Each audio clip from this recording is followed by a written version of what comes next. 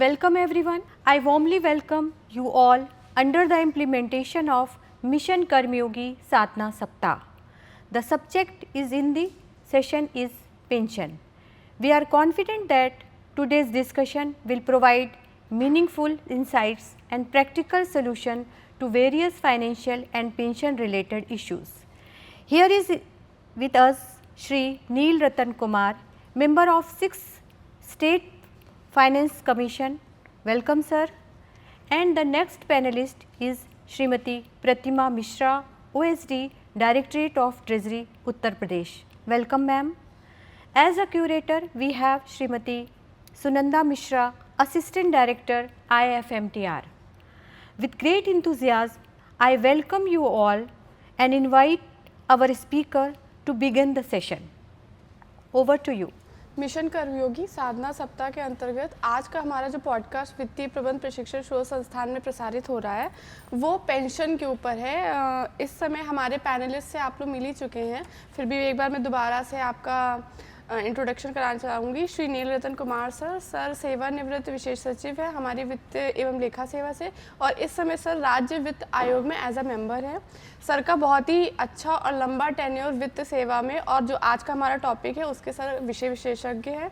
और सेकंड हमारे साथ पैनलिस्ट है श्रीमती प्रतिमा मिश्रा मैम इस समय विशेष कार्याधिकारी हैं कोषागार निदेशालय में, और मैम का भी हमारा जो विषय है पेंशन के ऊपर उस पर अच्छा एक अनुभव रहा है। आप दोनों का आज के पॉडकास्ट में स्वागत है। Thank you. तो पेंशन सर ऐसा एक टॉपिक है जिसमें राज्य कर्मचारी हर वर्ग के कहीं ना कहीं प्रभावित होते हैं, जो डीलिंग असिस्टेंट के रूप में हो और चाहे वो रिटायर्ड हो चुके हो, हर तबका इससे प्रभावित होता है।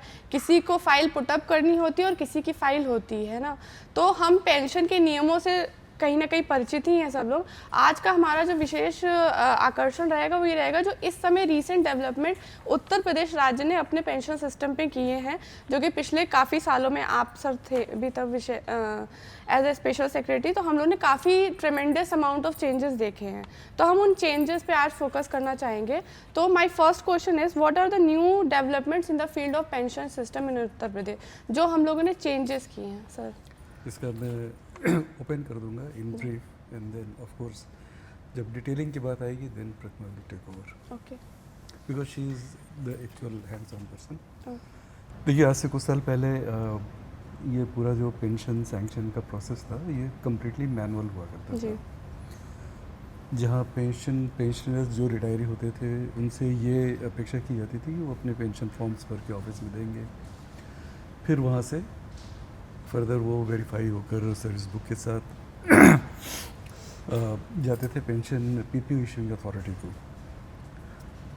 और अगर सारे पेपर्स ठीक हुआ करते थे तो वो इशू होता था। अदरवाइज़ अगर उसमें कोई भी गलती निकली तो फिर से पूरा चैनल था उसी चैनल से वापस आते थे, फिर वापस जाते थे। So it could you take anything between 6 to 8 months और मोर। 2017 में 16-17 में ये जो पीपीओ जनरेशन वाला काम था इसको कंप्यूटराइज किया गया, तो ये मैनुअल के बजाय कंप्यूटर से जनरेट होने लगा। Otherwise process remained the same more or less, और उसमें online paper submission plus physical paper भी आया करते थे, और जब तक फिजिकल पेपर नहीं आते थे PPO would not generate. The then Additional Chief Secretary, Madam Radha Chauhan, because she was fresh from MIT, Government of India, और उन्होंने जेम पे भी काफ़ी काम किया हुआ था। So उन्होंने प्रतिमा को ये टास्क दिया कि हमें एक ऐसा सिस्टम बनाने की ज़रूरत है, और उसको बहुत ही लविंगली उसे ट्रस्ट बेस्ड सिस्टम कहा करते थे, कि जहाँ पर पेंशनर अपना डेटा भर दे और ये जो different levels of verification, checking, paper, ये सारी चीज़ें थी, इसको ख़त्म कर दिया जाए। तो वो सिस्टम डेवलप हुआ और आज की डेट में, और ये लॉन्च हुआ था, फॉर्मली लॉन्च हुआ मई 2022 में। माननीय मुख्यमंत्री जी ने इसको लॉन्च किया था। अब इस सिस्टम में ये है कि फिजिकल पेपर कहीं भी ट्रेवल नहीं करते हैं, सारा कुछ ऑनलाइन है। इसमें पेंशनर अपनी कुछ पर्सनल डिटेल पहले भर देता है, उसके लिए एक लॉगिन क्रिएट हो जाता है रिटायरमेंट से 6 महीना पहले और फिर उसके बाद ऑफिस से उसका जो हमारे CTS पे जो उसका डेटा है सैलरी का, वो ऑटो मोड में फेच होता है और वही फिर डिस्प्ले होने लगता है। ऑफ कोर्स उसे अपनी फ़ोटो ज़रूर स्कैन करके अपलोड करनी होती है। फिर वो पेंशन इशूइंग अथॉरिटी के पास वो डिस्प्ले होने लगता है उनके सिस्टम में, तो वो वहाँ से उसको जनरेट कर सकते हैं PPO। इसमें अच्छी चीज़ ये है कि pensioner can track the progress of his और हर पेंशन केस। और फाइनली जब PPO जनरेट होता है तो ये ट्रेजरी को भी चला जाता है और जो ओरिजिनेटिंग ऑफिस है उसके पास चला जाता है, एज वेल एज पेंशनर उसको। So this is neat and clean system. इसमें एक चीज़ और हुई है कि फ़र्स्ट पेमेंट ऑफ पेंशन के लिए पहले पेंशनर को ट्रेजरी में फिजिकली अपेयर होना पड़ता था अलॉन्ग विद 2 विटनेसेस। वो उसकी ज़रूरत अब इसमें ख़त्म हो गई है, तो अब पेंशनर को अपने फ़र्स्ट पेमेंट के लिए इसमें जाना नहीं पड़ता है। So it's quite a convenient and easy system from the point of view of pensioner.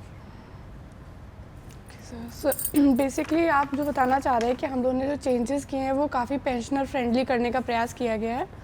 Exactly. तो सर ये जो लिबरलाइजेशन पेंशन में आइडिया है, कुछ लूप होल्स रहे होंगे, कुछ ऐसी दिक्कतें रही होंगी जिसकी वजह से पूरा प्रोसीजर हुआ, तो वो लिबरलाइजेशन के बारे में जानना चाहेंगे आप दोनों से ही कि क्या ऐसी ज़रूरतें थी कि ह्यूमन इंटरवेंशन को आपने कम करके पूरा पेपरलेस प्रणाली की ओर हम लोग आगे बढ़े। मेनली तो जो टाइम ड्यूरेशन था वो सबसे बड़ा कंसर्न था, क्योंकि सारे सिस्टम्स इन प्लेस होने के बाद भी, IT सिस्टम्स फंक्शनल होने के बाद भी PPO इशू होने में बहुत ज़्यादा टाइम लग रहा था। एंड PPO इशूइंग अथॉरिटीज़ जब तक हाइब्रिड मोड में चलता रहा 2016 से 31 मार्च 22 तक का सिनेरियो ये था कि अगर ऑफलाइन पेपर्स और सर्विस बुक रिसीव नहीं होती थी तो ऑनलाइन पेपर वो रखे रहते थे अपने पास तब तक जब तक कि ऑफलाइन पेपर्स आ नहीं जाते थे। फिर एक बहुत पुराना शासनादेश है फैसिलिटेट करने के लिए एम्प्लॉयज़ को उनके रिटायर्ड ड्यूज़ को टाइमली पे करने के लिए। एक तो हमारा 95 से ही चल रहा है, जो 2 नवंबर 95 की एक नियमावली है जो कि एक टाइमलाइन डालती है कि कितने टाइम पे पेंशन का PPO इशू होना चाहिए और हर स्टेप का टाइम डिफाइन करती है। उसके साथ साथ फिर एक जियो हुआ 2007 में जा कर के जो ये कहता था कि आप केवल 34 मंथ्स की स्क्रूटनी करेंगे पेंशन स्वीकृति के लिए। लेकिन क्योंकि सर्विस बुक जा रही थी, फिज़िकल पेपर्स ट्रैवल कर रहे थे, तो कई बार ऐसे होता था कि अननेसेसरी चीज़ों में लोग इन्वॉल्व होते थे या फाइल वर्क होता था और पेपर वर्क इतना ज़्यादा होता था कि पेंशन में डिले हो रहा था। तो इसलिए ये सोचा गया कि ऐसा पेपरलेस सिस्टम होना चाहिए। सेकेंडली, पेपर भरने में फॉर्मेट्स थे, बड़े कॉम्प्लिकेटेड थे। 5 फॉर्म आप भरेंगे, फ़ोटोग्राफ लगाएंगे, फिर एक नो ड्यू सर्टिफिकेट भी इशू कराएंगे। तो ये समझा गया कि जब सारा डेटा एग्जिस्ट कर रहा है, सारी सैलरी ऑनलाइन हो चुकी है, तो क्यों ना पेंशनर को ही एक फैसिलिटेट कर दिया जाए कि वो अपना लॉगिन करके खुद ही डेटा सारा फिल कर दे और उसमें भी उनको असिस्ट करते हैं कि जो भी उनका डेटा सैलरी में ऑलरेडी है वो शो करते हैं।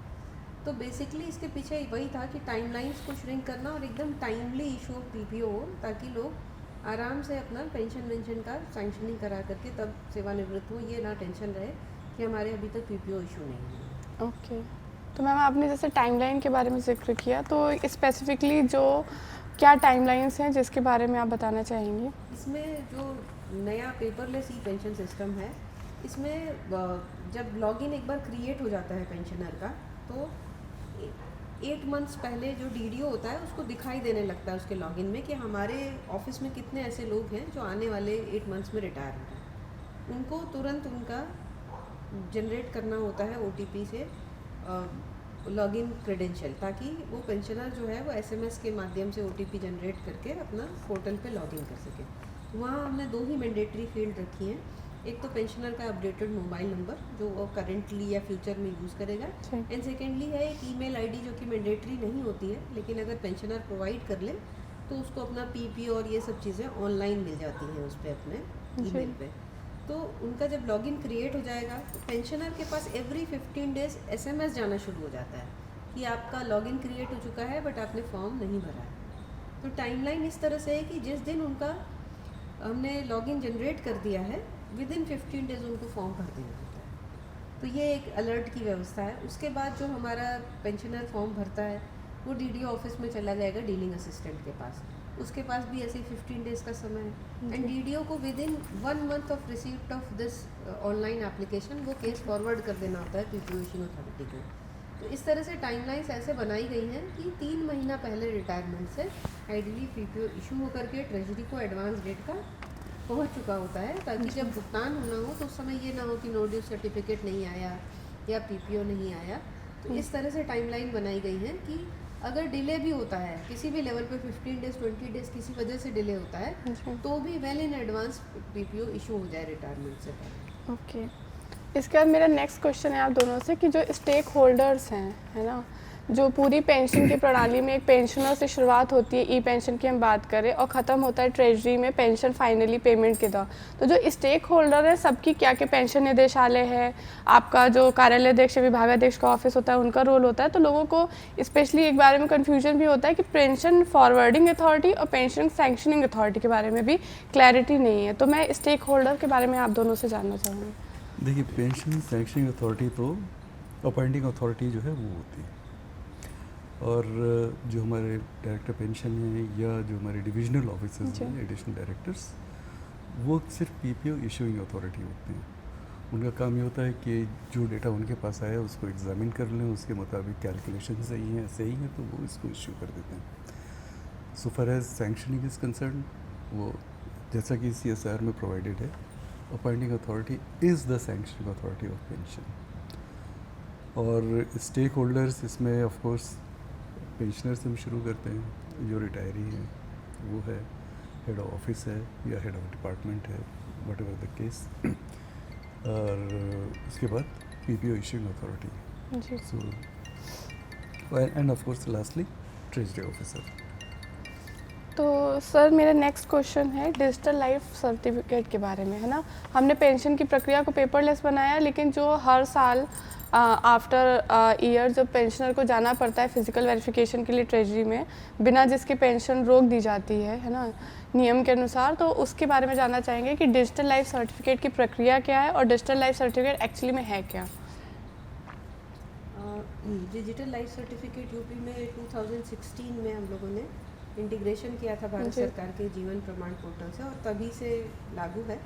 ऑल्दो बिगनिंग में जब शासनादेश हुआ था तो ये हुआ था कि फर्स्ट टाइम रजिस्ट्रेशन के लिए पेंशनर को ट्रेजरी आना होगा, और एक बार जब DLC ऑनलाइन हो जाएगा तो फिर वो ऑनलाइन कहीं से भी सबमिट कर सकते हैं। लेकिन बाद में उस जियो को संशोधित कर दिया गया, और यूपी पहला शायद ऐसा स्टेट होगा पूरे कंट्री में जहाँ पर round the year life certificate आप सबमिट कर सकते हैं। ऑर्डिनरीली क्या होता है, कोई भी पेंशन पेमेंट अथॉरिटी है वो मंथ ऑफ नवंबर में साल में एक बार सारे पेंशनर्स का लाइफ सर्टिफिकेट लेती है। तो होता यह है कि अगर कोई व्यक्ति से 30 सितंबर को रिटायर हुआ, वो अक्टूबर में किसी डेट पे आएगा अपने पेंशन के फर्स्ट वेरिफिकेशन के लिए एंड फर्स्ट पेमेंट के लिए। अब नॉर्मल सर्कमस्टांसेस में पहले केस में क्या होता था कि नवंबर में उनका लाइफ सर्टिफिकेट फिर दोबारा सबमिट करना पड़ेगा, अदरवाइज पेंशन जाना बंद हो जाएगा। तो इस डिफ़िकल्टी को देखने के लिए, और दूसरा ये है कि लोड को पूरे ईयर में डिवाइड करने के लिए यूपी गवर्नमेंट ने ये डिसीजन लिया कि अब आप साल में एक बार लाइफ सर्टिफिकेट दीजिए, और उसमें फिर नवंबर मंथ का जो कंपल्शन था उसको ख़त्म कर दिया गया। तो पहला तो ये हुआ कि अब हम राउंड द ईयर किसी भी मंथ लाइफ सर्टिफिकेट दे सकते हैं। दूसरा है हमारा जीवन प्रमाण के इंटीग्रेशन से ऑनलाइन लाइफ सर्टिफिकेट। 2021 से पहले क्या था कि ऑथेंटिकेशन जो बायोमेट्रिक होता था वो या तो हमारा आइरिस से हो सकता था या फिर फिंगरप्रिंट से हो सकता था। तो एक एज के बाद पेंशनर्स को फिंगरप्रिंट में भी या कैटरैक्ट डेवलप हो गया या कैटरैक्ट की सर्जरी हो गई तो आइरिस स्कैन वगैरह फेल होने लगे। तो नवंबर 2021 में गवर्नमेंट ऑफ इंडिया ने लॉन्च किया एक फेस ऑथेंटिकेशन से लाइफ सर्टिफिकेट का प्रोसीजर, और वो तभी से हमारे यहाँ भी चल रहा है। तो कोई भी पेंशनर जीवन प्रमाण और फेस RD ऐप अपने फ़ोन पे डाउनलोड करके घर से या किसी और सिटी में गया हुआ है, कहीं और विज़िट करना है, बस उनको इंडिया में होना चाहिए, बिकॉज जियो फेंसिंग है, इंडिया के बाहर से एक्सेस नहीं कर सकते सिस्टम्स को साइबर सिक्योरिटी को देखते हुए। तो कहीं से भी अपना लाइफ सर्टिफिकेट फेस को स्कैन करके ऐप पे जाके इन्फॉर्मेशन भर के सबमिट कर सकते हैं। जो भी लाइफ सर्टिफिकेट सक्सेसफुली सबमिट होता है वो डेटा शेयरिंग के माध्यम से अगले दिन हमारे कंसर्न ट्रेजरी ऑफिसर को उनके लॉगिन पे दिखाई देता है, और वो जैसे ही अप्रूव करते हैं पेंशनर का लाइफ सर्टिफिकेट का ड्यूरेशन 1 साल के लिए बढ़ जाता है। तो इस तरह से ये पूरी सुविधा है।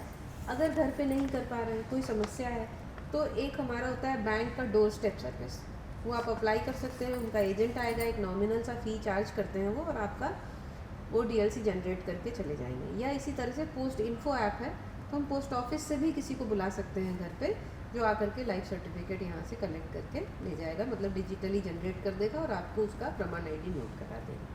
तो ये सारी सुविधाएं आज की डेट में पेंशनर्स को अवेलेबल हैं। तो और अब भी वो वीडियो भी अपलोड कर दिया होगा? हाँ सर, इसको हम लोग डाल रहे हैं सोशल मीडिया प्लेटफॉर्म पर, एजुकेशनल वीडियो है। अभी एक ट्यूटोरियल टाइप का बनवाया है प्रतिमा जी ने, जो कि हमारी डायरेक्टर ट्रेजरी की वेबसाइट पर और भी सोशल मीडिया प्लेटफॉर्म्स पर अपलोड होगा। उसमें स्टेप बाय स्टेप एक्सप्लेन किया है कि किस तरीके से हम from the comfort of our own homes we can submit life certificates, digital life certificates. Okay, तो हमारे इस सेशन को सर समअप करते हुए, क्योंकि हमारे साधना सप्ताह मिशन कर्मयोगी की थीम एआई और साइबर सिक्योरिटी फोकस है, और पेंशन प्रणाली में हम काफ़ी सारा अपना sensitive data, personal data already upload कर रहे हैं और डिफरेंट चैनल से होकर के जा रहा है। तो मेरा जो लास्ट क्वेश्चन है सेशन का आप दोनों से, वो ये है कि पहली बात तो क्या एआई से इसमें कितनी मदद मिल सकती है हमें, क्योंकि नंबर ऑफ़ चीज़ों में हम लोग एआई का इस समय यूज़ कर रहे हैं। दूसरा ये कि cyber security point of view से, क्योंकि आपका पर्सनल डेटा जा रहा है पोर्टल पे, तो वो उसको सेफ बनाने के लिए या उसके सेफ गार्ड्स के लिए क्या है हमारे पास? एआई देखिए, एज यू नो, हम सभी लोगों को मालूम है, and it has been in papers also, कि कई ट्रेजरीज में पेंशन को लेके कुछ स्कैम्स हुए हैं, जहाँ पर घोस्ट पेंशनर्स क्रिएट करके पेंशन जाती रही है। होता ही है कि इस तरह की चीज़ें जब हो जाती हैं, ऑडिट में पकड़ में आती हैं या किसी और सोर्स से पता चलती हैं, तो इसके लिए एक डिटेल्ड मीटिंग हुई थी गवर्नमेंट लेवल पर। उसके लिए एक एसओपी भी इशू हुआ है। उसमें one of the points is कि we need to use some kind of AI tool to detect fraud. तो उस पर कार्रवाई चल रही होगी, आई होप चल रही है मेरे ख्याल से। तो वी नीड टू बाय और एक्वायर एन एआई टूल। तो ये एक डेवलपमेंट, इसकी तरफ हम लोग बढ़ रहे हैं। कुछ सेफगार्ड्स ऑलरेडी जो हमारा एग्जिस्टिंग सिस्टम है उसमें हम लोगों ने लिए हैं, उसके बारे में भी प्रतिमा आपको बताएंगी। एक थॉट ये आया था आज से करीब 1-2 साल पहले, ये एक मीटिंग में मैंने ये प्रपोज़ किया था मंत्री जी को। कुछ इस तरह के भी मामले आते हैं पकड़ में कि पेंशनर की डेथ हो गई, उसके फैमिली वाले उसको नहीं बताए, उन्होंने रिपोर्ट नहीं की डेथ, और वो पेंशन जाती रहती है। एक ये नॉर्मल प्रोसेस है। इसमें जब बाद में पता चलता है 1 साल की पीरियड के बाद, तो फिर वो रिकवरी का प्रोसेस शुरू होता है। लेकिन यहाँ पर भी कुछ लूप होल्स हैं जिसको एक्सप्लॉइट करके लोग एम्बेजलमेंट कर सकते हैं, करते रहे हैं। ये एक्सप्लोर करने की कोशिश की जा रही है कि अब चूँकि म्यूनिसिपल कॉरपोरेशंस वो डेथ सर्टिफिकेट्स इशू करते हैं, और एटलीस्ट लखनऊ का तो मुझको मालूम है कि वो डिजिटली भी इशू करते हैं, मतलब they have a QR code, आप उसको स्कैन करें, आप डेथ सर्टिफिकेट डाउनलोड हो जाता है। So there was this thought कि अगर इस तरह की फैसिलिटी है, उसको हम अपने सिस्टम से इंटीग्रेट कर पाएँ। अब ये आगे की चीज़ है, इसको देखा जाएगा। इन द मीनवाइल जो सिस्टम में हमने सेफगार्ड्स लिए हैं उसके बारे में आप बताएंगे। जहाँ तक एप्लीकेशन, केस फॉरवर्डिंग या पेंशन सैंक्शनिंग की बात है, तो ये पूरा जो सिस्टम है वो उसमें आईटी सिक्योरिटी का ध्यान रखा गया है हर स्टेप पे। जो हमारा एप्लीकेशन है उसका 6 मंथली ऑडिट, और वो जहाँ सर्वर पे होस्टेड है वहाँ फायरवॉल की व्यवस्था, लॉगिन बेस्ड सिस्टम्स और मल्टी फैक्टर ऑथेंटिकेशन, ये सब व्यवस्थाएं ऑलरेडी इन प्लेस हैं। इसके अलावा ट्रेजरी के लेवल पे जो हमारे ई पेंशन से अथॉरिटीज़ इशू हो रही हैं उनमें हम कोई भी डेटा एडिटिंग अलाउ नहीं करते। तो जो भी वहाँ पर ऑपरेटर है उसको एज इट इज़ पूरा डेटा एक्सेप्ट करना है और उसी को प्रोसेस करना है। तो यहाँ तक हमारा सारा सिस्टम बिल्कुल ठीक है। ट्रेजरी में फर्दर लाइफ सर्टिफिकेट्स भरने हैं या डेथ मार्किंग करनी है या आगे कभी कोई रिविजन्स होते हैं, उनके लिए हम लोग धीरे धीरे स्टेप्स फॉलो कर रहे हैं कि ज़्यादा से ज़्यादा डिजिटल लाइफ सर्टिफिकेट को बढ़ावा दें या फिर जो रिवीजन की अथॉरिटीज़ आ रही हैं उनको भी ऑनलाइन कर रहे हैं ताकि उनमें भी कोई भी डेटा मैनिपुलेशन ना हो। सेकेंडली डेटा लॉक अनलॉक के प्रोसीजर में भी बहुत सारे चेंजेस हम लोगों ने किए हैं और कुछ और अभी पाइपलाइन में प्रपोज्ड हैं। तो जैसे जैसे इंसिडेंट्स रिपोर्ट हुई हैं उस हिसाब से रेमेडियल स्टेप्स, और अब प्लानिंग ये है कि हम एक स्टेप आगे रहें ताकि इस तरह के इंसिडेंसेस बाद में फिर से रिकर ना हो। तो फिर उस लिहाज से भी काम लगातार चल रहा है NIC की हेल्प से, और वो फुली हम लोग इसको काफ़ी अच्छे से काउंटर कर लेंगे जो भी चीज़ें निकल के आएंगी। ओके, सो आप दोनों का बहुत बहुत धन्यवाद, आप हमारे इस पॉडकास्ट में शामिल हुए और हमारे जो पेंशन में इस समय परिवर्तन किया गया है पिछले कई वर्षों में, जो कि पेंशनर फ्रेंडली बनाने के साथ साथ एक पेपरलेस प्रणाली की ओर बढ़ने की पूरा प्रयास किया गया है, उसके बारे में हमारे पॉडकास्ट था। आप दोनों का बहुत बहुत धन्यवाद शामिल। Thank you. Thank you.